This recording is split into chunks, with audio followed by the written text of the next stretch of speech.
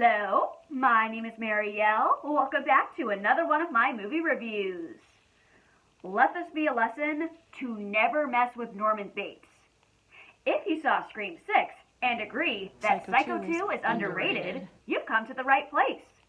Let's discuss more of this 80s film. Psycho 2 is a 1983 classic to Alfred Hitchcock's 1960 film. 22 years after the events of the first film, Norman Bates is released from the mental institution. Returning home, events soon start repeating as Norman is convinced that he has gone mad once again. Psycho 2 is a worthy sequel to the original. While its story is strong, cinematically it doesn't capture Alfred Hitchcock's noteworthy directing style. If there is any movie that expresses never to mess with anyone who is mentally ill, Psycho 2 enforces it. Anthony Perkins will always be Norman Bates. There's no escaping the iconic name. Perkins expressed the sincere emotion and instability of Norman's broken psyche. I am astounded by his mix of drama and villainous persona. Trying to be strong, the past and people get in the way of his recuperation. Meg Tilly was wonderful in her performance, but she didn't enjoy working on this film due to tensions between the director and Perkins off camera.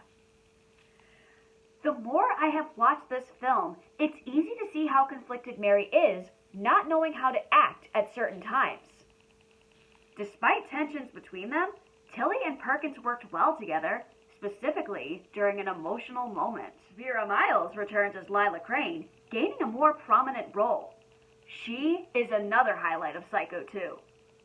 Lila Crane gets an update in the sequel. To me, Miles never felt like she embraced her character in the original, possibly due to direction. She has more emotional resentment, which we never saw in the original. Performances are strong in Psycho 2. The ensemble observed the story very closely. Other credits include the talents of Robert Loggia, Dennis Franz, Hy Gillen, Claudia Breyer, and Lee Garrington. Look out for an appearance by Oz Perkins, the real-life son of Anthony Perkins. The original house set was used for the sequel, while the motel set was rebuilt. I'm impressed with how well this film holds up with continuity.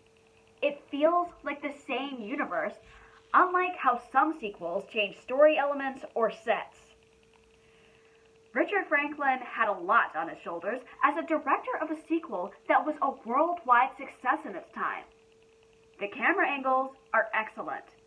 He succeeded in building the same mysterious tension. He bore the right emotion, continuing Norman's story. We understand more of who Norman Bates is. The first time I watched Psycho 2, it kept me guessing until the very end. Just because the film doesn't fit the same atmosphere as an Alfred Hitchcock film, it still succeeds at building tension.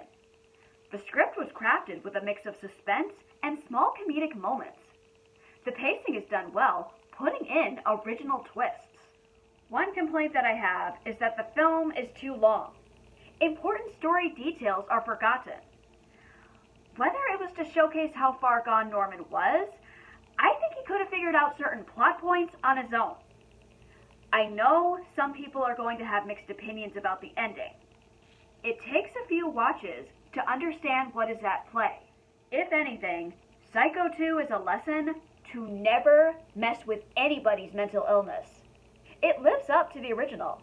I recommend that you find Psycho 2 and watch it. Are there any other horror sequels that deserve more hype? There are so many movies that I wish I saw in theaters. I chickened out seeing Hereditary, but once I saw it, my mouth hung open. Catch my next review. Like, comment, subscribe to my channel or to my Patreon. My name is Marielle, and this has been another one of my movie reviews.